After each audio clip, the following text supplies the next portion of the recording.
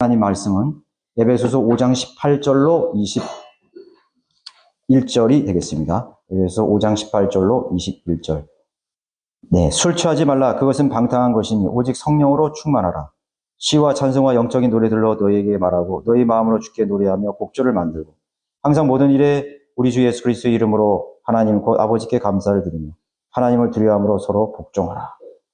오늘 말씀의 제목은 오후의 말씀의 제목은 성령 충만의 특징이라는 제목으로 말씀을 드렸습니다. 성령 충만의 현상이라고 할까요? 이 한국 교회들은 성령 충만이라고 하면은 방언이나 은사들을 떠올릴 것입니다. 오랜 시간 통성 기도를 많이 해서 쉰 목소리. 그래서 좀 목소리가 막 쉬어야 능력을 받은 것 같이 막 이렇게 보이게 하기 위해서 목소리도 막 금식 기도 이런 거 막 오래 해가지고 목이 해가지고 말이죠. 부흥사들 막 그렇게 하잖아요. 머리 할렐루야 막 하면서 말이죠. 아주 능력 있는 아주 기도 많이 하시는 목사님입니다. 기도 많이 하시는 무슨 전도사님입니다. 권사님입니다. 장로님입니다. 금식기도, 환상, 예언과 같은 그런 현실과는 좀 동떨어진 상태나 현상을 성령 충만으로 이렇게 오해하고 있는 것입니다.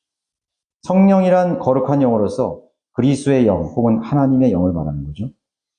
성령님은 삼위일체 한 분이시고 진리의 영이라고 또 부르시는 것입니다. 요한복음 16장 13절에 그러나 진리의 영이신 그분이 오시면 너희를 모든 진리로 인도하시리라. 진리의 영이라고 했습니다. 그래서 그분은 하나님의 말씀으로 인도하시는 분이에요. 첫 번째로. 한국의 사이비 교주들, 안산홍이, 이만희 같은 사람들은 그분이 바로 자신이라고 거짓말하는 거예요. 자기가 성령이라는 거죠. 그러니까 수많은 혼들을 파멸로, 멸망으로 이끌어가고 있는 것입니다. 그들은 자신이 바로 오실 성령이라고 그렇게 사람들을 속이고 있는 것이죠. 오늘 말씀에서 오직 성령으로 충만하라고 하셨습니다. 그러면 성령 충만하게 되면 어떻게 되는지, 성령으로 충만한 상태나 현상을 어떤 것인가요? 성경은 술 취한 상태와 나타나는 현상을 대조시켜서 지금 보여주고 있는 거예요. 술 취한 상태와 대조시키는 거예요. 그래서 이제 영어단에서 보면 sober라 그래가지고 sober. 그거는 말똥말똥한 사람인데 술 안 취한 상태를 말하는 거예요. 정신이 온전한 상태. 이성이 판단력이 잘 있는 상태로서 술 취하지 않는, 알코올이 전혀 안 들어가는 상태를 sober, 깨끗한 맑은 상태를 말하는 것입니다. 그러니까 술이 들어가면은 온전한 상태가 아닌 것이죠. 아닌 거예요. 근데 성경에는 술 취하지 말라는 명령이 여러 곳에 기록이 되어 있어요. 술 취하지 말라요. 죄의 목록을 열거한 말씀들에 특히 빠지지 않고 나오는 것이 술 취하지 말라. 로마서 13장 13절에 낮에와 같이 단정히 행하고 흥청거리거나 술 취하지 말며 음란하거나 방탕하지 말며 다투거나 시기하지 말라. 술 취함이 들어가 있죠. 그래서 이 말씀을 잘 살펴보면 술에 취한 결과나 상태가 이제 연관이 되는 것이죠. 고린도전서 5장 11절에도 보면 그리스도인이라고 하면서 형제라고 하면서 술 취한 자와는 사귀지도 말고 함께 먹지도 말라고 그렇게 가르쳤습니다. 술 먹는 형제들은 사귀지 말고 거지하지 말라 했어요. 신약 교회의 직분인 감독, 목자, 집사의 조건에서도 디모데전서 3장 3절 보면은 또 여기 술이 나와 있어요. 술을 즐기지 아니하며 또 디모데전서 3장 8절에서는 술에 임박하지 아니하고 이렇게 했습니다. 술에 중독이 된다던가 조그마한 알코올이라도 말한 것입니다. 이렇게 되어 있습니다. 그런 사람들은 절대로 직분을 맞추서는 안 돼요.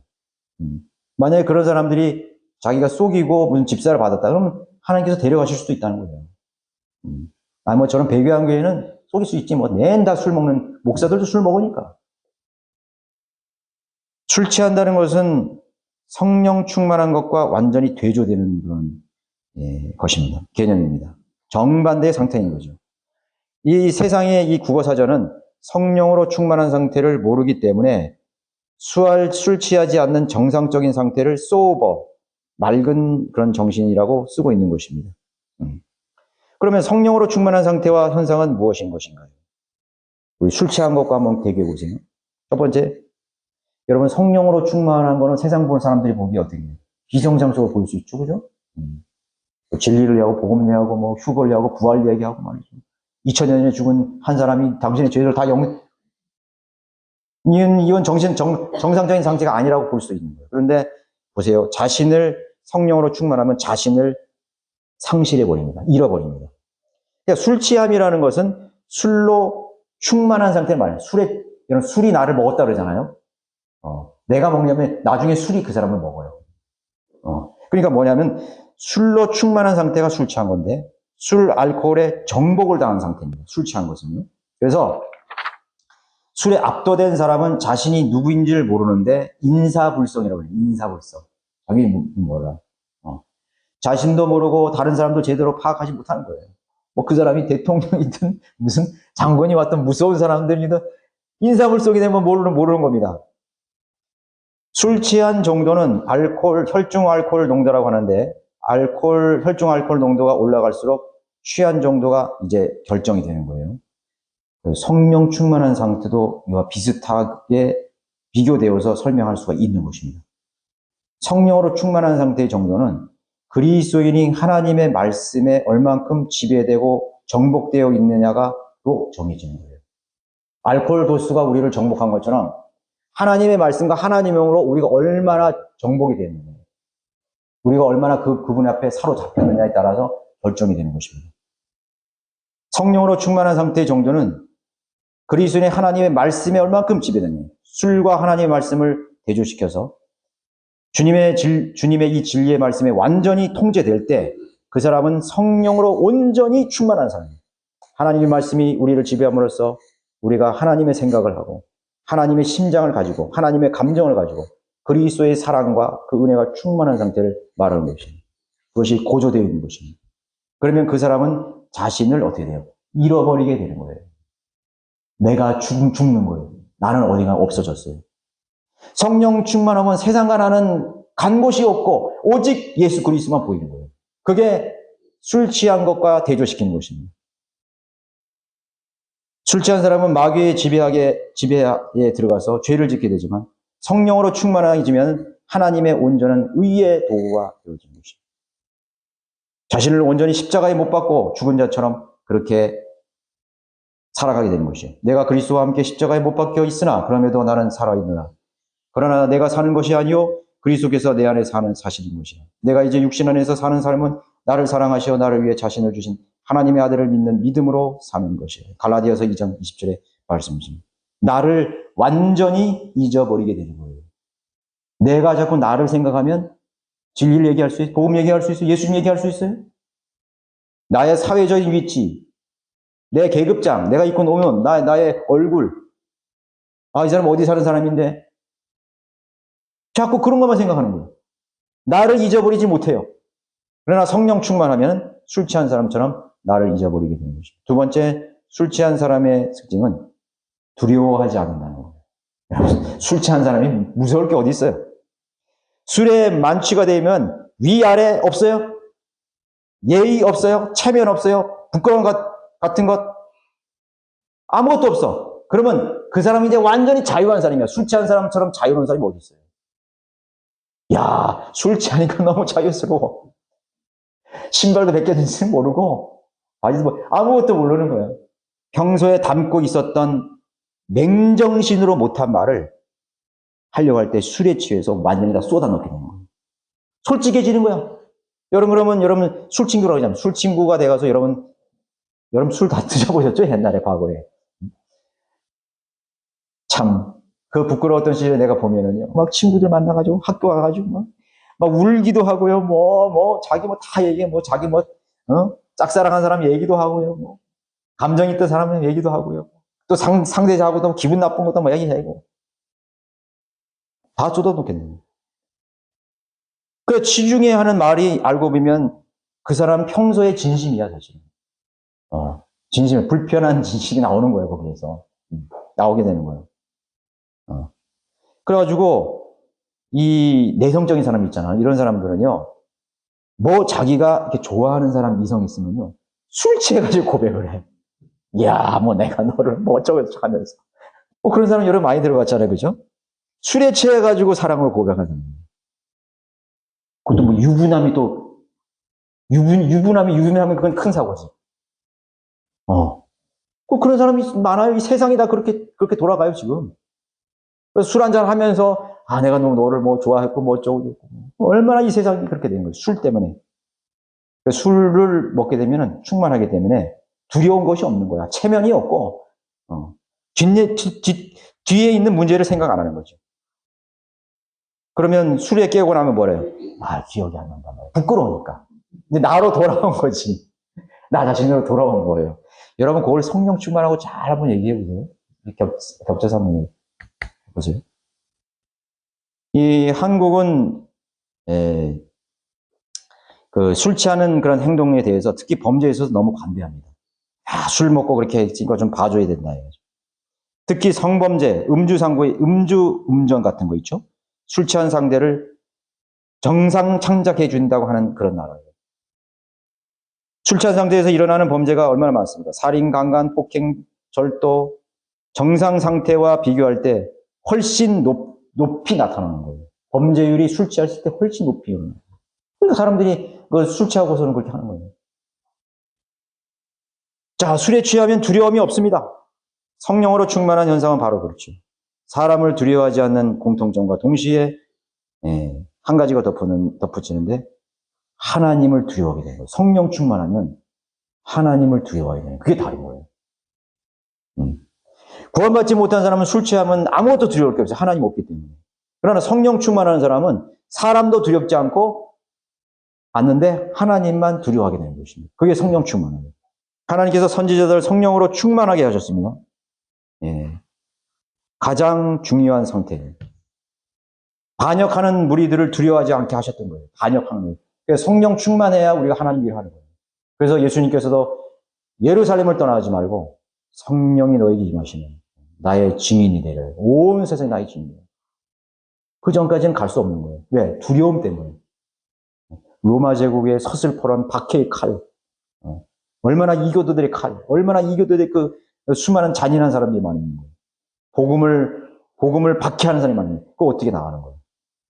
성령을 받아야 돼요. 무기는, 그리스도인의 무기는 성령 충만입니다. 다름없어요. 에스겔서 3장 9절에 내가 내 이마를 부싯돌보다 단단한 금강석같이 하였으니 그들이 반역하는 집이라 할지라도 그들을 두려워하지 말고 그들의 용모에 놀라지 말아요. 에스겔 선지자들이 많이 말했는데 하나님께서 사람이 용모를 보지 말아요. 용모를 보는 순간 저 사람 갑옷 입었구나. 칼 차고 있구나. 가야 돼. 저 사람 무섭게 생겼구나. 성령 충만하면 그게 없어져요. 칼을 찼든 총을 찼든 도끼를 가지고 있든 끓는 물이 있든 불과 물이 있는 곳에서도 기꺼이 가는 것입니다. 성령 충만한 것입니다. 빌라델피아 교회의 수많은 그리스도인들이 산을 넘고 대양을 넘고 강을 넘고 죽음이 도사리는 곳까지 가는 것이에요. 두려울 게 거침이 없었어요. 두려울 것이 없었어요. 그것이 성령 충만함이에요. 그것이 가장 강력한 무기라고. 저는 학창 시절에 이 수줍음이 많아가지고요. 저도 사실 내성적인 사람이거든요. 사실 예수님까지 믿기 전에는 전 사실 굉장히 내성적이에요. 제가 대학교 들어갔을 때 한 학기가 되려도 한 학기가 지났는데도 한 번도 말을 안 해본 사람이 수두룩해요. 그 한 과에 한 40몇 명 됐거든요. 그런데 한 6개월이 가도록 한 번도 말을 안 해본 사람이 수두룩했다고요. 그러니 얼마나 제가 폐쇄적으로 사는 거예요. 그리고 중고등학교 때도요, 제일 내가 두려웠던 시간이 뭐냐면 음악 시간이에요. 노래는 못하는데 음악 시험을 보잖아요. 그냥 막 떨려가지고 막 노래도 안 나와요. 그래가지고 70점을 넘어본 적이 없어요. 다른 건 다 잘해가지고. 그렇게 남 앞에 서는 게 굉장히 두려운 거예요. 그리고 책도 잘 못 읽었어요. 막 덜덜덜 떨어 그냥 내 차례가. 왜 그렇게, 내성적이고 수줍어했는지 몰라요. 부끄러워서. 그런데 제가 성령으로 거듭나고 난 후에 설교를 해요? 그 당시에 저는 완전히 변화된 사람이지. 그리고 저 거리 대례변에 나가가지고 그것도 설교를 해? 제가 설교를 할 수 있는 거는 성령님이 나에게 계시기 때문에 성령이 내게 취한 거예요. 성령이 나에게 임해서 변화된 거예요. 그냥 성령 임하니까 이제 두려울 것도 없고 무서울 것도 없고 아무것도 없어요. 상상할 수 없는 일이 벌어져. 그게 바로 술 취한 거예요. 쟤는 완전히 변화됐구나.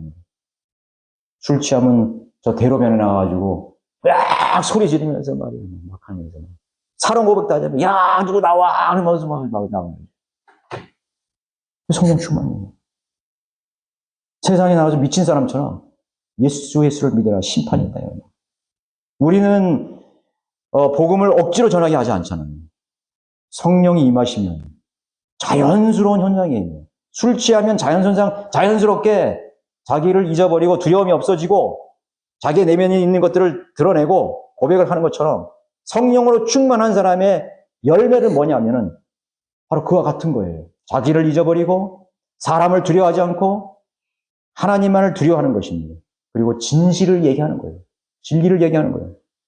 하나님 아버지, 내가 이 성령 충만한 이 상태에서 깨어나지 않게 해주십시오. 저는 항상 기도해요.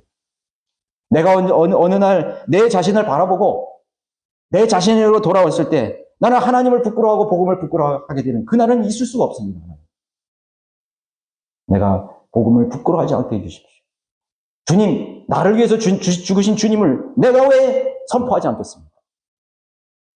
말해야지, 그죠? 성령이 임하시면 누구의 증인이 되는 거예요? 내 증인이, 내 부활의 증인이 되는 주님은 살아계셨다 이거예요.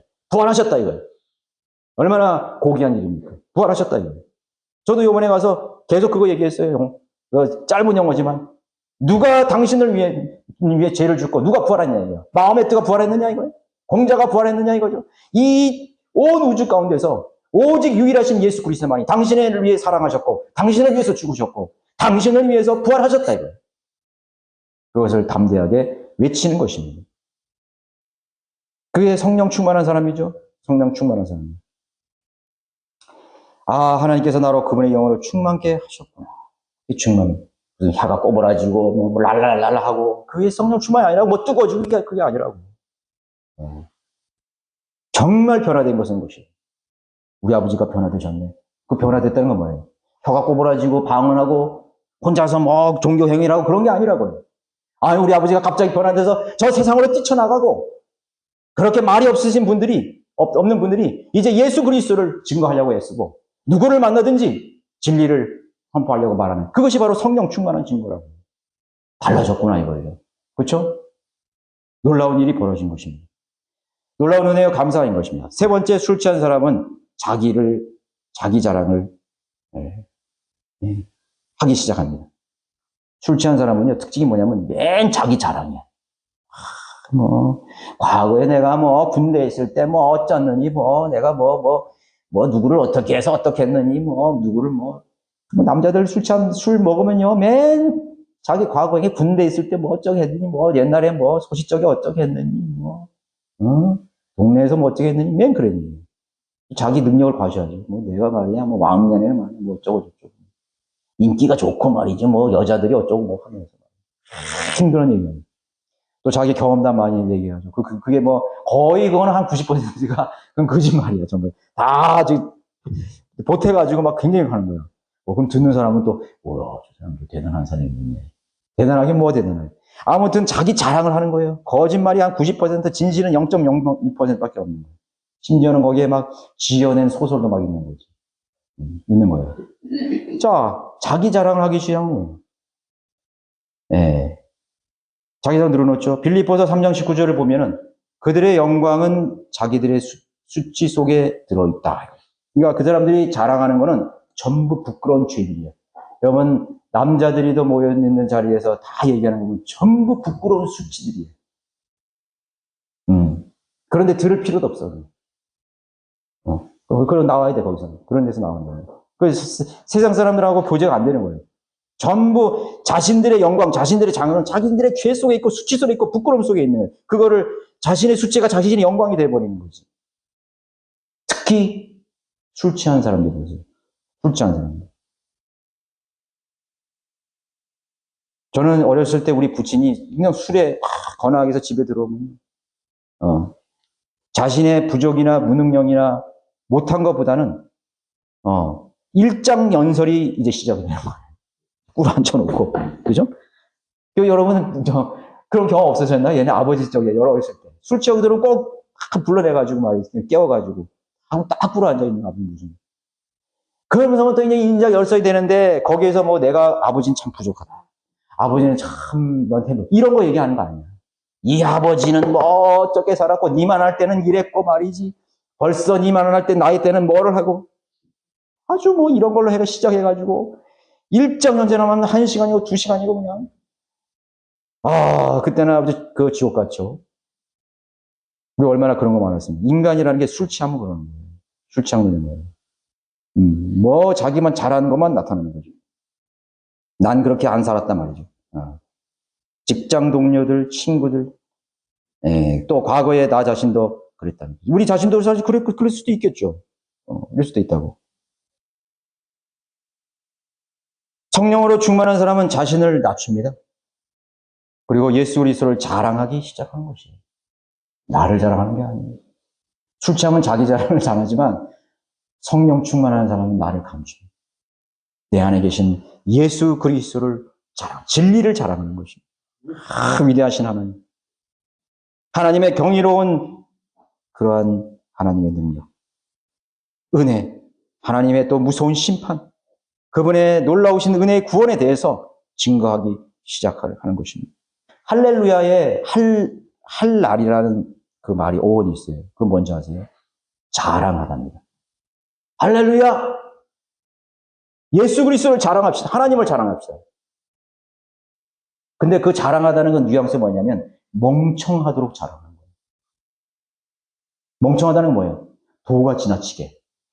세상 사람들이 듣기에는 하나님은 아무것도 아니지만 하나님은 넘치도록 자랑할 뿐이야. 우리가 미친 사람처럼 하나님을 자랑하고 선포하고 그분의 능력을 우리가 칭송해도 모자람이 없는 분이야. 그러나 하나님을 모르는 사람들은 그게 도가 지나치고 멍청하고 지나친 칭송일지 몰라요. 저 이북의 김정은은 도가 지나치잖아요. 그런데 우리가 그만큼 하나님만큼이라도 하나님 찬양 여러분 높여진 적 있어요? 저는 저 북한에 있는 그런 종교, 김정은, 김씨 부자 세 사람을 칭송하는 그 모습을 나는 많이 느껴요. 우리는 언제 저렇게 하나님을 연호했는가 이거죠. 김정은이 오면 박수를 막 눈물을 막 흘려 하면서 근데 그 사람은요 그게 나 가짜 같지 않아요. 정말 우러난 것 같아요. 마귀의 영이 그렇게 했겠죠. 정말 손이 나무 잡으면 하고 미치도록 까부렸죠. 여러분 그렇게 하나님 자랑해 보셨어요? 여러분 기도하다가 하나님 묵상하다가 성경을 읽다가 와 하나님은 도당하신 분이라 일어나서 정말 다윗과 같이 말이죠. 춤을 추면서 다른 사람한테 보면 좀 그러니까 올방에 들어가서 하나님께 찾아오고 싶지 않아요. 저는 좀 우리 자매님하고도 저기 필리핀에서 얘기했는데 저도 똑같은 감이에요. 이런 미국의 우리 바이블 빌리버들이나 또 필리핀에 가보는데 내 주위에서 그냥 아멘 소리 때문에 깜짝 놀랐어요. 제가 몇 번 소리인지 몰라. 아멘 해가지고 찬양하고도 막 아멘 하게요. 그냥 내 마음을 숨기지 않고 찬양하는 거예요. 여러분 왜 숨겨요 그거를? 다른 사람은 부끄러운 게 아니잖아요. 저는 여러분들이 그렇게 말하고 싶어요. 아멘 할 때 크게 난 하라고 하고 싶어요. 왜 내가 하나님을 찬양하는데 왜 가로막히는 게 뭐가 있어요?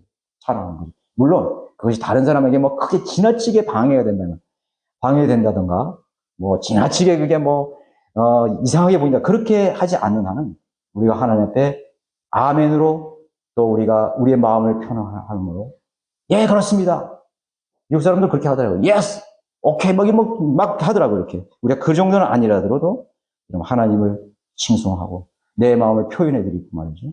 중요할 것 같아요. 특별히 여러분 찬양으로 하나님께 드릴 때 내 그 가사에 나의 그 간증을 실어서 나의 진심을 해서 크게 찬양하는 것입니다. 그 필리핀 우리 그리스도인 보니까 너무나 열심히 하더라고요. 찬양 소리가 엄청나게더라고요. 우리도 가니까 우리도 거기에 편승해서 같이 이렇게 그 영적인 분위기에서 말이야 쫙 이렇게 되잖아요.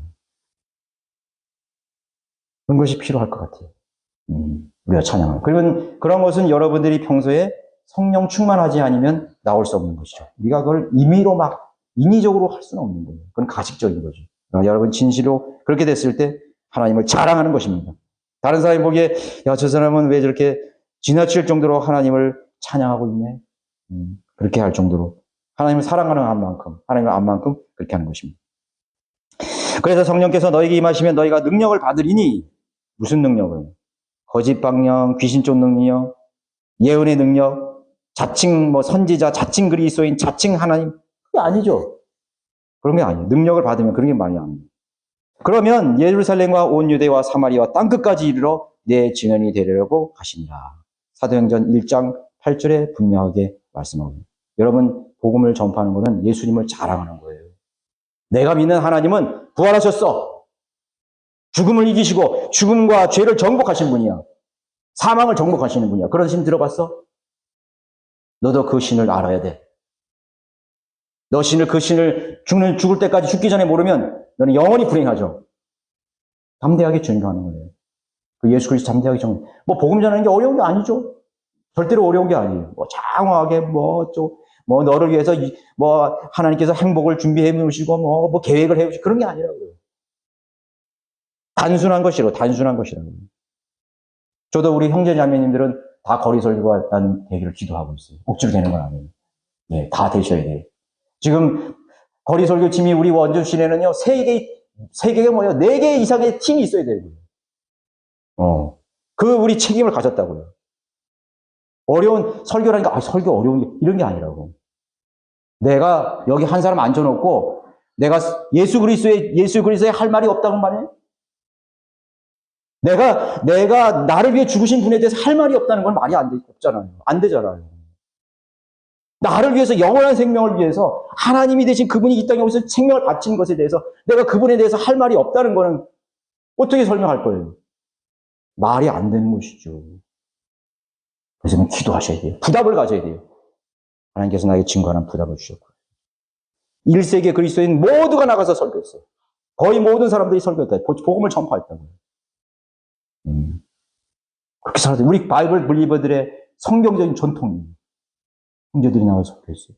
심지어는 조그만 아이들도, 미국의 바이블 그리드문 조그만 아이들, 15살. 우리 크리스찬 중고등학교, 나는 제일 기쁜 게 뭐냐면, 우리 아들이 거리 설교 나갔다는 게 나는 제일 기뻐요. 그거 외에는 없어요, 나는. 네. 세상으로 직업하고, 직업 없어도 좋아. 네가 하나님의 메신저로 살고, 네가 증거인으로 살고, 아니, 너가 전임 사역자, 목사, 선거야, 그런 거 되라는 게 아니에요. 주님의 영광을 구하면, 주님 하나님의 나라의 의를 구하면 이 모든 것을 더해 주시겠다는 약속이 있잖아요. 그거 하나 가지 신뢰하지 못해요? 하나님의 영광을 살면 직업 걱정하지 않아도 되는 거예요. 먹고 살고 다 하나님 주시는 거예요. 그런데 그걸 못 믿어가지고 말이지. 못 믿어가지고 걱정하고 근심하고 하나님을 신뢰하지 못하는 것이죠. 신뢰하지 못하는 것입니다. 여러분들이 그렇게, 우리 형제님들은 진지하게 한번 기도해 보시고, 내가 어떻게 하면 내 증인으로 살 것인가? 내 남은 생애를 어떻게 하면 살 것인가? 가장 소중한 것이 무엇인가? 주 예수 그리스도를 증거하는 거예요. 증거하는. 우리의 본업은 뭔지 아세요? 그리스도인이 우리 본업이에요. 예수 그리스도의 증인이 되는 게 본업이라고. 여러분들의 자비, 여러분들의 최종적인 인생의 목표가 여러분들의 스피커가 되는 거예요. 그리스도의 스피커가 되는 거예요. 여러분들이 만약에 악기라면 무엇을 연주하겠습니까? 주님을 높이는 음악을 여러분 찬양할 거 아니에요. 그렇죠? 세상에 무슨 사람들을 즐겁게 하는 악기가 되지 않잖아요. 우리가 지금까지 얼마나 많은 사람들을 즐겁게 하고 가족들을 부양하게 하고 많이 그렇게 살았습니까? 이제는 내 생에서 무엇인가 어떤 모양으로든지 주님께 영광 돌리는. 자매님들은 모두가 다 구령자가 되셔야 돼요. 나가서 구령자가 되셔야 돼요. 복음을 전파하는 하나님의 그리스도의 신실한 그런 군사들로 살아야 되는 것입니다. 저는 오늘 요번에 여기 안 가신 분들도 있지만 우리 교회에 구령자가 있다는 사실, 모두가 그래도 다 구령한다는 사실에 대해서 하나님께 너무나 감사하고 있습니다. 형제자매도 마찬가지죠. 복음을 전파하는 그런 의지를 가지고 있다는 것에 대해서 감사한 것입니다. 자, 이제 그 성령 충만한 것이 우리가 술 취한 상태와 비교해서 제가 설명했습니다. 결론적으로 오순절에 성령께서 임한 사건이 사도행전 2장에 기록되어 있죠. 사도들에게 성령이 임하여서 설교했습니다. 각국의 언어로 들려지는 그런 기적이 일어났습니다. 그래서 사람들이 한 말이 있죠. 이 사람이 새 포도주에 취하였다 하더라. 이야, 참 성령 충만한 모습을 보고 베드로가 막 설교하고 막 그걸 알아듣고 하는 거고 막 거기서 기도하는 모습도 복음을 전가하는 그 1세기의 그 초대 교회의 그리스도인을 보면서 야, 새 포도주에 취했구나, 저 사람들이. 술 취했구나, 이거죠. 저건 새로운 술이네? 저건 뭔 술이야, 도대체? 참 신기한 술이네, 저건. 죄도 안 짓고, 하나님께 영광 돌리고, 그런 달라진 모습을 보여주는 것이죠. 네. 성령 충만한 증거는 예수 그리스도의 영으로 지배받는 거예요. 술에 지배받는 것처럼 예수의 영으로 지배받는 것이죠. 하나님의 기록된 말씀들이 그분의 영으로 성들의 몸에서 확인되는 현상이에요. 그렇죠. 확인이 되는 거야. 성령이 임한 확인이 뭐예요? 그리스도의 증인이 되는 거지. 그렇게 얌전한 사람이 갑자기 예수님의 하나님을 자랑하고 말이지. 복음을 증거하고 말이지. 네. 이제 하나님의 의를 구하려고 그러죠. 이제는 정말 그리스도인, 예수님과 같은 모습으로 변화된 것입니다. 할렐루야! 아멘! 소리 지르는 게 성령 충만이 아니에요. 성령 충만이 아니에요. 목이 쉬는 게 성령 충만이 절대 아니라고. 예, 절대 아니에요.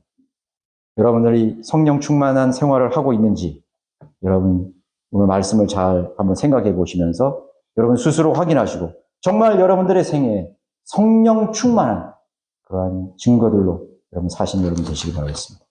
네. 기도드리겠습니다. 거룩하시고 위대하신 아버지 하나님, 오늘 우리 성도들이 또 이렇게 좋은 그런 환경과 또 장소에서 아무런 박해 없이 제약 없이 주님을 섬기고 또 주님께 영으로 진리로 경배드릴 수 있도록 하나님께서 늘 우리 마음을 주장해 주셔서 감사드립니다. 우리 안에 계신 성령님께서 늘 불릴듯 우리들의 은사들을 일으켜 주셔서 하나님께서 우리 각자에게 주신 은사대로 우리 아버지 하나님을 잘 섬기고 또 지체들을 섬기고 하나님의 교회를 잘 돌보는 그런 신실한 성도들을 할 수 있도록 역사해 주시기 원합니다. 세상은 복음과 하나님의 생명을 필요로 하고 있습니다. 이제 마지막 때 이제 하나님의 심판이 점점점 가까이 오는 그런 표적들을 보여주고 있습니다. 우리가 이때 마지막 책임을 가진 그런 그리스도인으로서 군사로서의 그런 역할을 잘 감당할수록 우리가 긴박한 마음, 정말로 우리가 하나님께서 우리에게 맡겨주신 그 책임과 임무를 신실하게 하고자 하는 그러한 결의가 우리 마음속에 각자에게서 일어날 수 있도록 역사해 주시기를 간절히 바라고 합니다. 하나님, 우리가 가진 능력은 적습니다. 우리가 가진 지식은 적습니다. 그러나 적은 능력으로도 하나님께서는 위대한 일을 행하실 수 있는 하나님의 손에 붙잡힌 바 된 그런 신실한 도구로 사용하여 주시기를 원합니다. 돌아가는 발걸음도 하나님 지켜주시고 또 피곤치 않게 해주시고 다음에 만나는 그 순간까지 동행해 주십시오. 주 예수 그리스도 이름으로 기도드렸습니다. 아멘. 좋습니다.